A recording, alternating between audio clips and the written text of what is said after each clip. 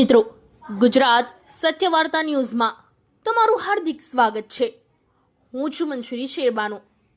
વડોદરામાં રામનવમીના પવિત્ર પર્વની ઉજવણી હંમેશા ભવ્ય અને ઉત્સાહપૂર્ણ થતી હોય છે।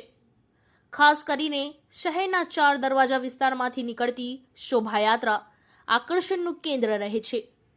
દર વર્ષની જેમ આ વર્ષે પણ વડોદરામાં ભક્તિમય માહોલ વચ્ચે શોભાયાત્રાનું સુંદર આયોજન કરવામાં આવ્યું હતું।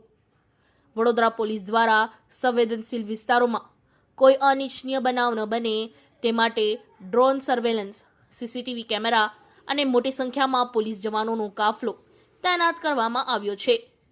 શાંતિ અને સલામતી જાળવવા માટે ઉચ્ચ અધિકારીઓ પોતે રૂટ પર દેખરેખ રાખી રહ્યા છે। શોભાયાત્રાના ભગવાન રામ, લક્ષ્મણ અને સીતા માતાની મનમોહક મૂર્તિઓ સાથેના ભવ્ય રથ જે છે તેની સાથે મોટી સંખ્યામાં લોકો જોડાતા હોય છે। રામનવમી નિમિત્તે લોકનૃત્ય અને સંગીત ભજન મંડળીઓ ડીજેના તાલે રામધૂન અને પરંપરાગત ગરબા કે નૃત્યો પ્રસ્તુત કરવામાં આવતા હોય છે અને માર્ગમાં આવતા વિવિધ મંડળો અને રહીશો દ્વારા શોભાયાત્રા પર ફૂલોની વર્ષા કરી શોભાયાત્રાનું સ્વાગત કરવામાં આવતું હોય છે। છેલ્લા 2023 બાદ વડોદરાની આ પરંપરા કોમી એકતા અને ભક્તિનો સમન્વય દર્શાવે છે, જ્યાં દરેક ધર્મના લોકો શાંતિ જાળવવામાં સહકાર આપે છે।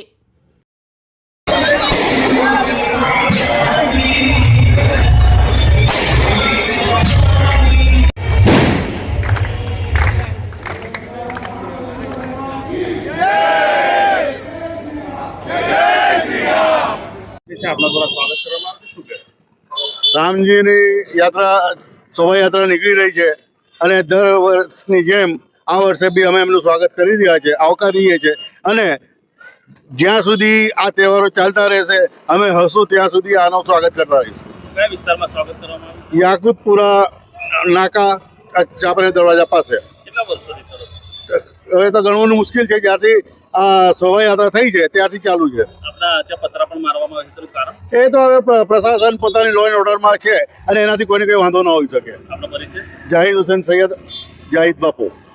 जोर से स्वागत किया गया है, क्या कहना चाहते हैं? आज ये राम जी की शोभा यात्रा निकल रही है और हम पूरा शांति समिति का ग्रुप यहाँ बाजू सम्मान करने खड़े याकुतपुरे के नाके पे और शांति पूर्वक यहाँ से निकले ये चाहते हैं कि अच्छा, कितने सालों से करते हो?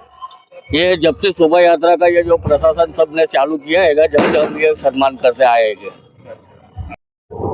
આજે વડોદરા શહેરમાં જે કુમારવાડાથી વર્ષોથી રામનવમીની યાત્રા નીકળે છે, જે ફતેપુરા યાકુતપુરા થઈને એ પસાર થાય છે અને બહુ ખૂબ જ શાંતિથી આ યાત્રા નીકળે છે અને આ યાત્રાની અંદર અડાનિયા પુલ ફતેપુરા 4 રસ્તા પાસથી અને અહીંયા અડાનિયા પુલ યાકુતપુરા નાકા પર જે જાહિદ બાપુ, જહીરભાઈ કુરેશી, મસ્તાન બાવ દરગાહ કમિટીના લોકો ઉપસ્થિત રહે છે और આગેવાનોનું સ્વાગત કરે છે અને ભાઈચારા કોમી એકતાના માહોલની અંદર અમારી સંસ્કારી નગરીમાં આવી રીતના રથ આ યાત્રાની પસાર થાય છે અને કોઈ પણ તહેવાર હોય હિન્દુ મુસ્લિમના તો આ તો અમારા વર્ષોથી પૂર્વજોથી વડોદરા શહેરમાં થતા આવ્યા છે, જે ભાઈચારા કોમી એકતામાં થાય છે, એકબીજાના તહેવારોમાં પસાર થાય છે, તો આવી રીતના જ થવા જોઈએ। आपका परिचय? હાજી દસ્તગીર સાહેબ, ભોલુ બાપુ, મસ્તાન બાવની દરગાહ, જૂની ગઢી।